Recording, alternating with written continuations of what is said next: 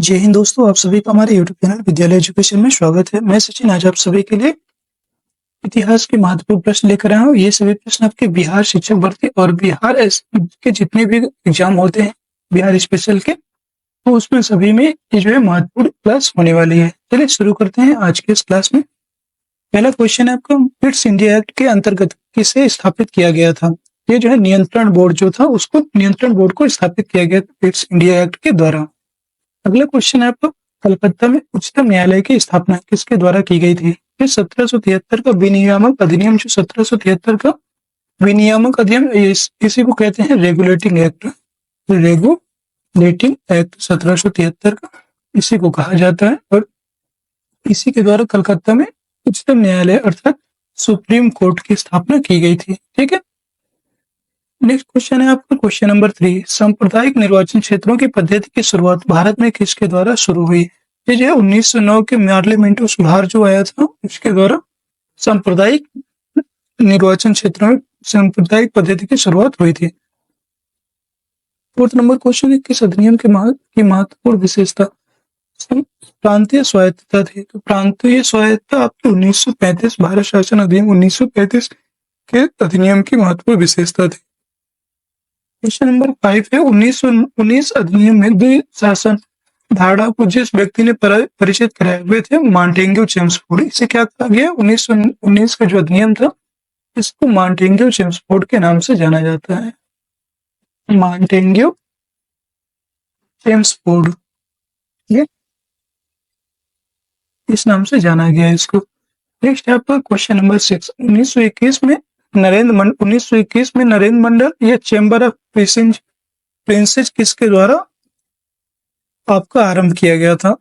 Chamber of princess, ये जो है ड्यूक ऑफ कैनाट, इसके द्वारा जो है इसको संचालित किया गया था या आरंभ किया गया था। नेक्स्ट आपका गवर्नमेंट ऑफ इंडिया एक्ट 1935 किस पर आधारित था? ये जो है साइमन कमीशन पर आधारित था, government of India act. Punjab में कृषि आंदोलन आयोजित करने के लिए लाला लाजपत राय को किस वर्ष निर्वासित करके मांडली जेल भेजा गया था? ये 1907 में इनको निर्वासित करके मांडली जेल स्थानांतरित किया गया। क्वेश्चन नंबर 9 है, गांधी जी के विदेशी वस्तुओं के बहिष्कार के आंदोलन का जो लक्ष्य था क्या था? वो था कुटीर उद्योगों का प्रोत्साहन। अगला प्रश्न आपको क्वेश्चन नंबर 10, भारत को अधिकार क्षेत्र का दर्जा किस तारीख को मिला था? ये जो है 15 अगस्त 1947 को मिला। नेक्स्ट प्रश्न क्वेश्चन नंबर 11, गांधी जी सच्चे समर्थक थे कुटीर उद्योगों के, सच्चे समर्थक थे।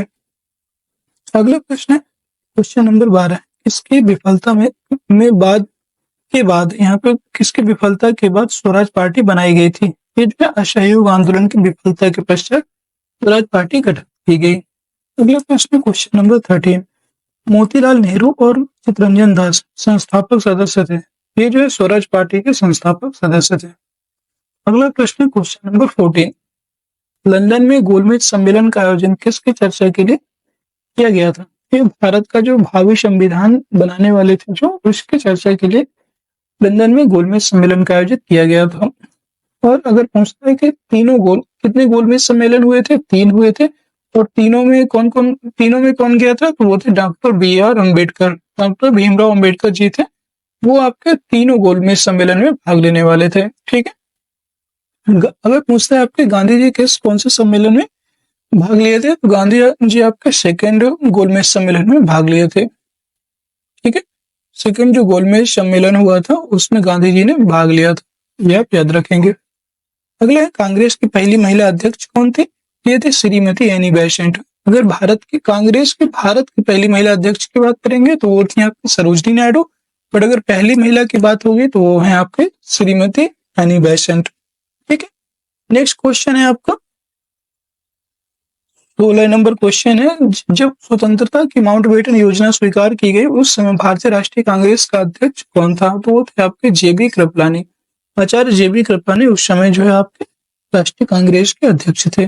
नेक्स्ट प्रश्न है आपका क्वेश्चन नंबर 17, सुभाष चंद्र बोस ने भारतीय राष्ट्रीय कांग्रेस से निकलने के बाद किस पार्टी की स्थापना की थी? तो वो थे फॉरवर्ड ब्लॉक की स्थापना हुई थी 1939 ईस्वी में। ठीक है, 1939 को फॉरवर्ड ब्लॉक की स्थापना होती है। क्वेश्चन नंबर 18 है, कौन आजाद हिंद फौज का संस्थापक था?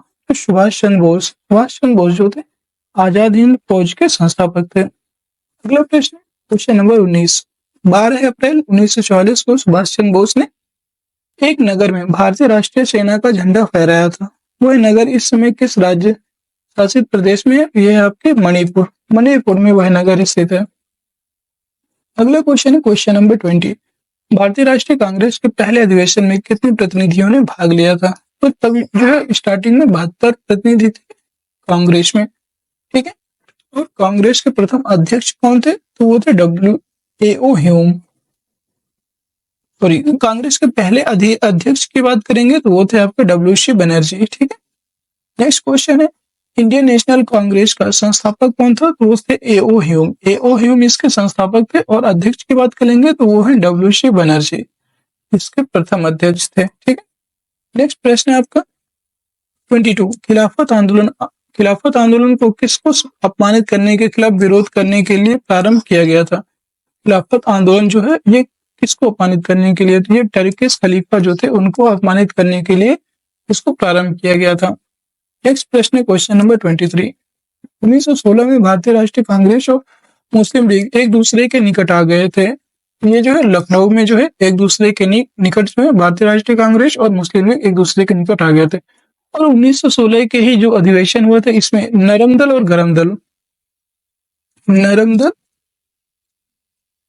प्लस गरम दल, ये दोनों जो है आपस में मिल गए थे। फिर से दोबारा इनका जो है मिलान हो गया था, नरम दल और गरम दल का 1916 के कांग्रेस अधिवेशन में।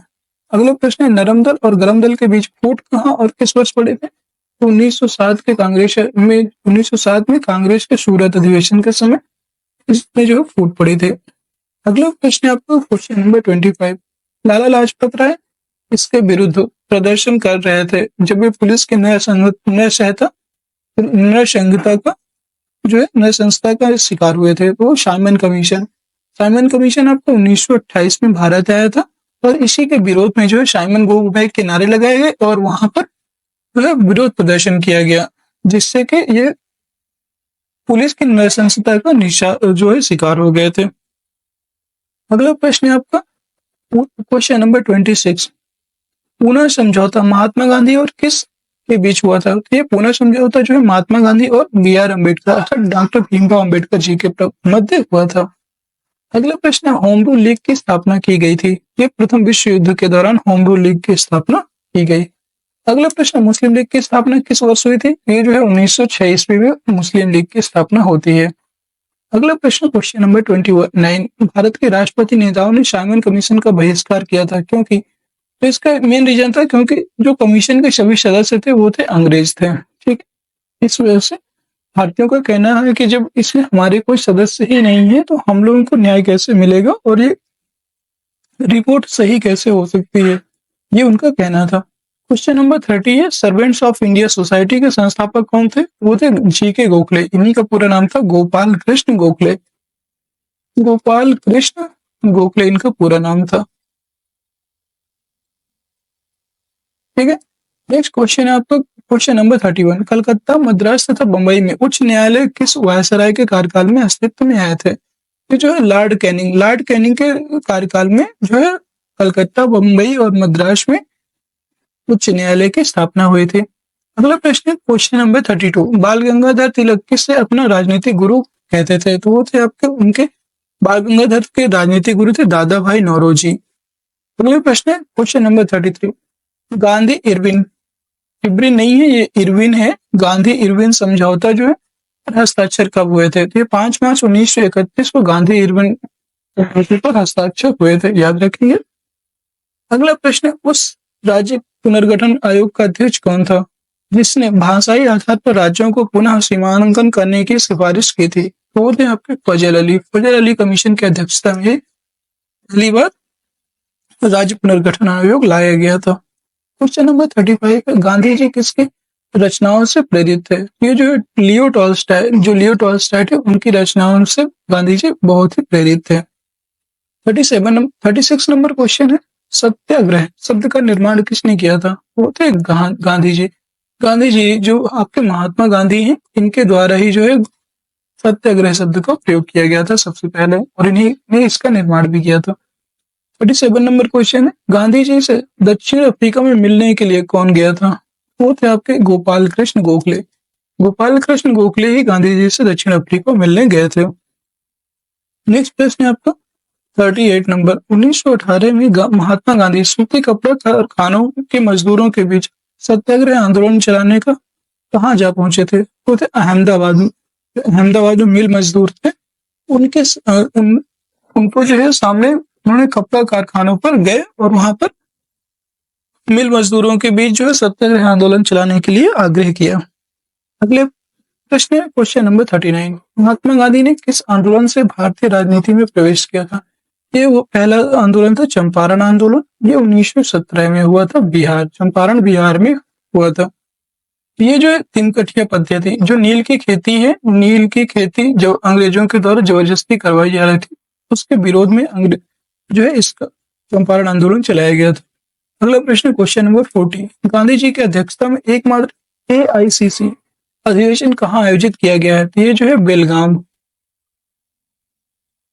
AICC मतलब इंडियन जो नेशनल कांग्रेस है, इसका जो अधिवेशन है गांधी जी की अध्यक्षता में, ये जो है बेलग्राम में कर्नाटक में हुआ था। ठीक, नेक्स्ट क्वेश्चन आपको क्वेश्चन नंबर 41, नमक सत्याग्रह कहाँ पर समाप्त हुआ था? तो ये जो है दांडी नामक स्थान पर नमक सत्याग्रह समाप्त हुआ था।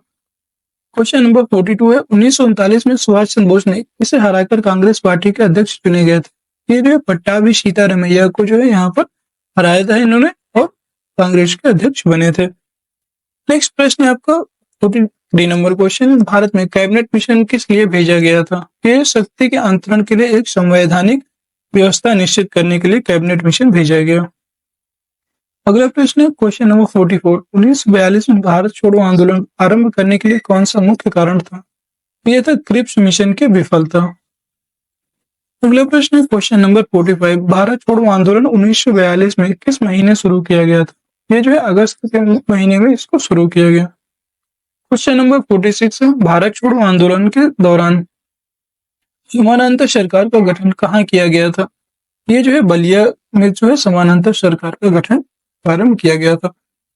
47 नंबर क्वेश्चन है, चौरी चौरा कांड के बाद गांधी जी ने स्थगित कर दिया था, तो गांधी जी ने असहयोग आंदोलन को जो है स्थगित कर दिया गया गांधी जी के द्वारा।